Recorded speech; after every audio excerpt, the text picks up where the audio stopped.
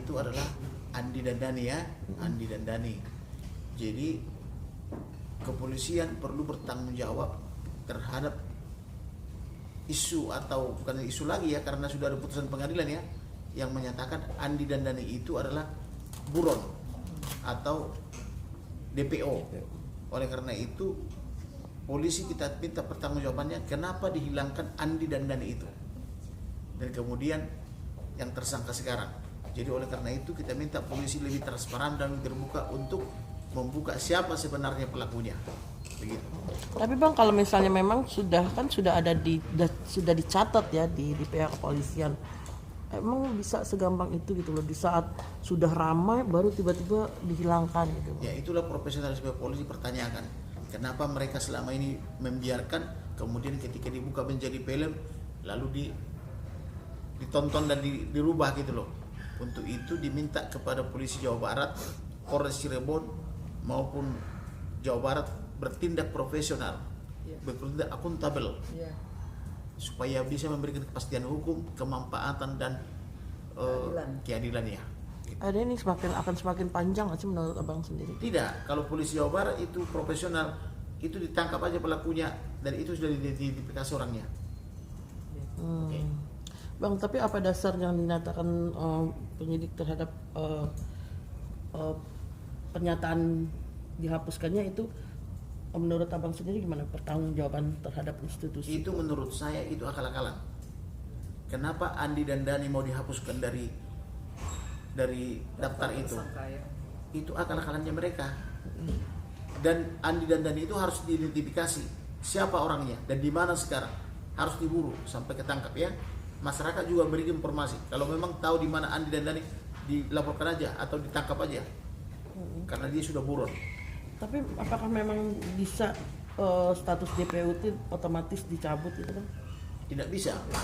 Kalau memang dia sudah DPO, itu tidak bisa dicabut begitu saja. Harus ditangkap dan diadili. Kalau ada masyarakat yang tahu di mana Andi dan Dhani itu, segera tangkap. Dan dikeluarin ya Bang di masyarakat.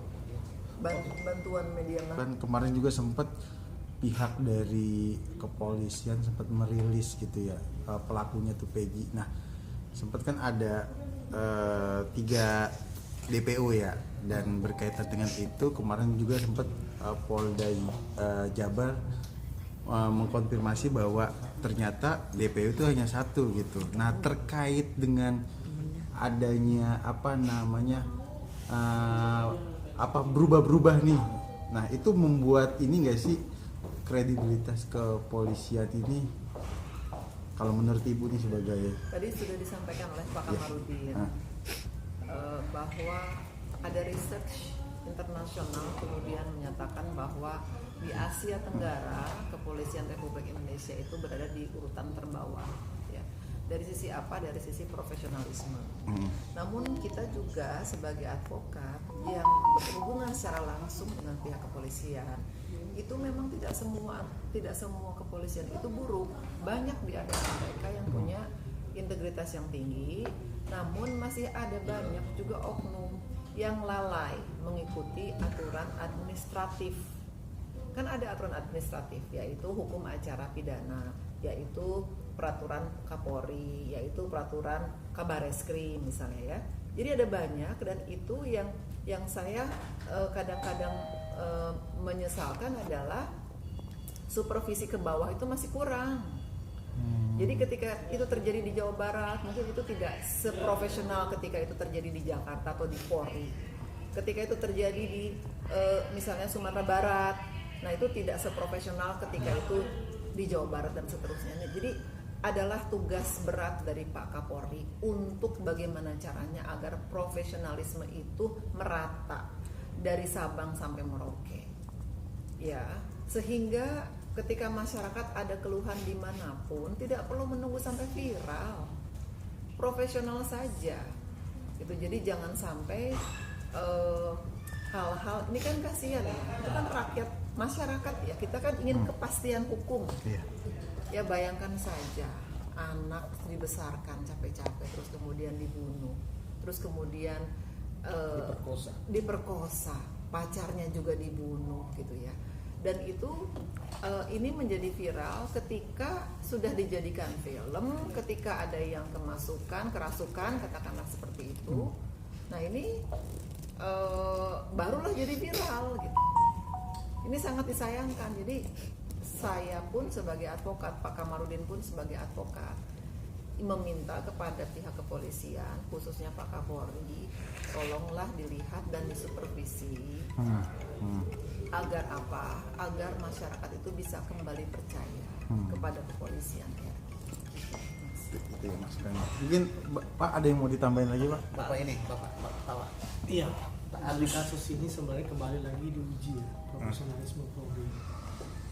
Bagaimana Polri menangani suatu perkara yang menjadi tugas dan wewenang mereka.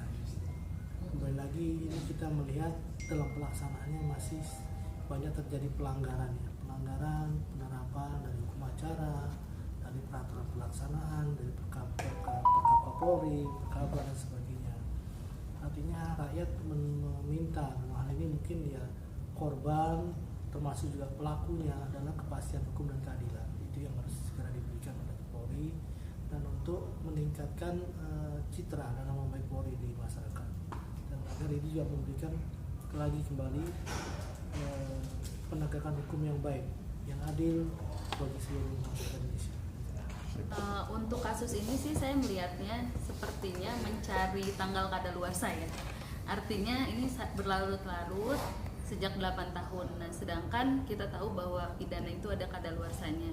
Nah, modus-modus seperti ini nampaknya bukan hanya di kasus ini, tapi di kasus-kasus lain yang berperan biasanya orang yang penguasa. Nah, kita tuh memang harus saya rasa sih harus yang pegang Polri ya, Mabes Polri seperti itu sudah benar. Maksudnya sudah benar tadi pendapat dari Bapak Kamarudin. Terus kemudian terkait salah tangkap ini, tolonglah. Tadi kan ditanya Peggy Setiawan ya namanya, seperti itu. Itu saya juga melihat bahwa sepertinya kan saya dengar tuh tetangganya aja tuh dia tidak terlibat geng motor dan pada saat kejadian dia ada di Bandung gitu. Bagaimana mungkin? Nah, tolonglah keadilannya untuk orang-orang yang tidak bersalah seperti itu. Oke.